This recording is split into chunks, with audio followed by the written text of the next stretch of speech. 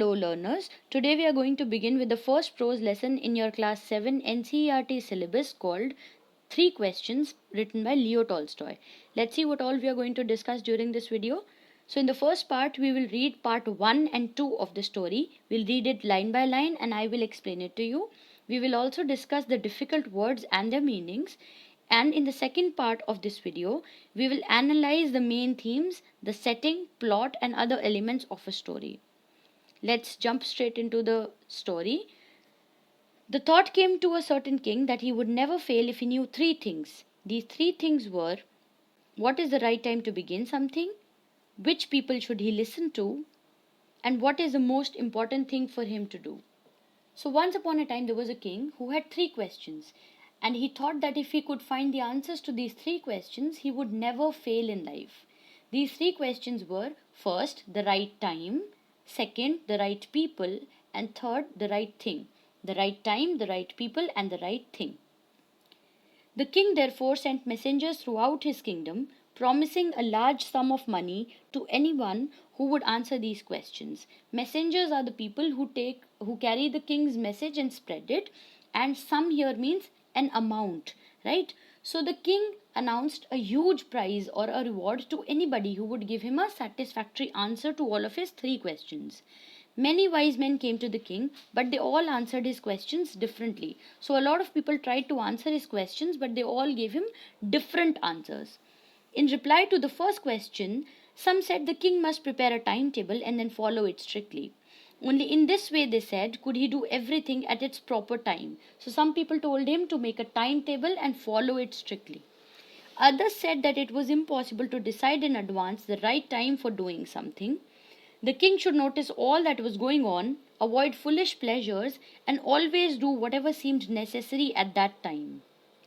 So there were some other people who said that it was very hard to make a pre-planned timetable. So the king should be very attentive. The king should pay attention to everything that is happening around him and take decisions accordingly. So there is no right time to do anything. The king should be attentive and take decisions accordingly, right? Yet others said that the king needed a council of wise men who would help him act at the proper time. This was because one man would find it impossible to decide correctly without help from others the right time for every action. So there were some other people who thought that it was very important for the king to keep a council. A council means an advisory board, right? There should be some people who should advise the king what to do when. So people have different opinions. Some people are saying that he should keep a timetable, others are saying that it is impossible to keep a timetable, so the king should pay attention to everything that is happening. And yet there are other people who are telling him that he should keep a council of wise men, right? But then others said that there were some things which could be urgent. These things could not wait for the decision of the council. In order to decide the right time for doing something, it is necessary to look into the future, and only magicians could do that. The king, therefore, would have to go to the magicians. So there were some other people who said that even the council of wise men will not be very helpful, because even they could not predict what's going to happen in the future. So the king should know what's going to happen in the future in order to make the right decisions at the right time. So for him to know the right time for doing everything, he should go to a magician who should advise him what to do. So for the first question, the king wanted to know the right time to do everything. People gave him different sorts of answers, different sorts of advice. Some people told him to keep a timetable, others told him to be attentive, some people asked him to keep the counsel of some wise men, and yet there were some others who told him to go to a magician. So all of these were the answers to the first question. In their answers to the second question, some said that the people most necessary to the king were his counselors, others said the priests, a few others chose the doctors, and yet others said that his soldiers were the most necessary. So in the second question, the king wanted to know the right people that he should surround himself with. The king wanted to know the most important people in his life. So there are all sorts of answers for this question as well. Some people say the doctors, others tell him the priests, and yet there were others who said the soldiers are the most important. So he again gets different answers for this question. To the third question, What was the third question? The third question was the right thing to do. He wanted to know the right thing to do, right? To the third question, some said science, others chose fighting, and yet others religious worship. So some people told him that he should practice science because the world is moving forward. There were some others who told him that he should keep on fighting and winning new territories. He should expand his kingdom. And yet there were some other people who said that he should worship God, he should engage in religious worship.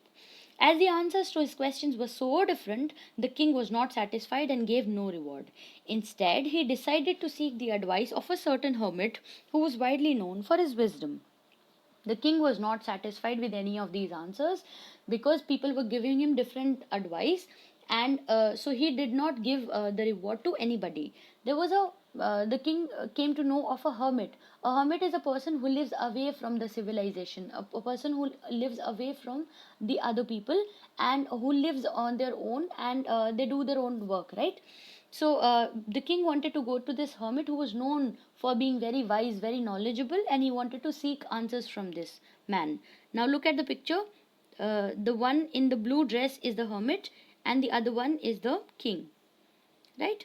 The hermit lived in a wood which he never left. Wood means forest. So this hermit lived in a forest away from all of the other people. He saw no one but simple people. This hermit did not meet very high profile people. He used to meet simple people because he was a very simple person.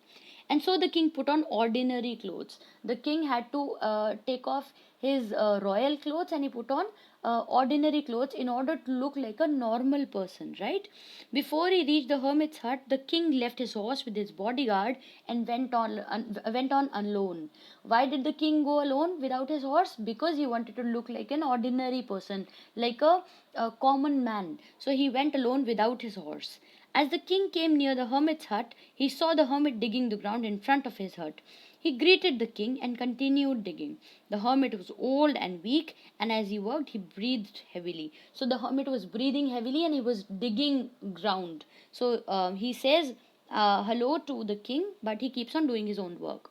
The king went up to the hermit and said, I have come to you, wise hermit, to ask you the answer to three questions. How can I learn to do the right thing at the right time? Who are the people I need most? And what affairs are the most important? So the king repeats his questions in front of the hermit and says that I need the answers to these three questions. The hermit listened to the king but did not speak. He went on digging. So the hermit heard these questions, but he did not answer the king. He just kept on doing whatever he was doing. He was digging the ground, so he kept on digging the ground. You are tired, said the king. Let me take the spade and work in your place. Thanks, said the hermit, giving the king his spade. Then he sat down on the ground. So the king's questions were not answered. The hermit was not replying to him. So he said, "You look very tired. Give the spade to me. I will dig it for you." And the hermit readily gives him the spade and just goes to one side and sits on the ground. When the king had dug two beds, he stopped and repeated his questions. The hermit gave no answer, but stood up, stretching out his hand for the spade, and said, Now you rest and let me work. But the king did not give him the spade and continued to dig. So the king again asks his questions, but the hermit again does not answer, and he says, "Now give me my spade back. I will start digging now. You've done enough. Now you can rest." And but the king did not listen to him, and he continued to dig. 1 hour passed, then another. The sun went down behind the trees, and at last the king stuck the spade into the ground and said, I came to you, wise man, for an answer to my questions. If you can give me no answer, tell me so, and I will return home. So the king grows frustrated by now. It's been more than 2 hours. He's been continuously digging, working so hard for the hermit, but the hermit is not answering his questions at all, is not even listening to his questions, right? So he grows impatient and he grows a little anxious. Here comes someone running, said the hermit. So the hermit doesn't answer his questions at all, but he says, Here comes someone running. So apparently, someone is coming running towards them. So this was the first part of the story. We'll read the second part of the story in the second part of this video. Thank you.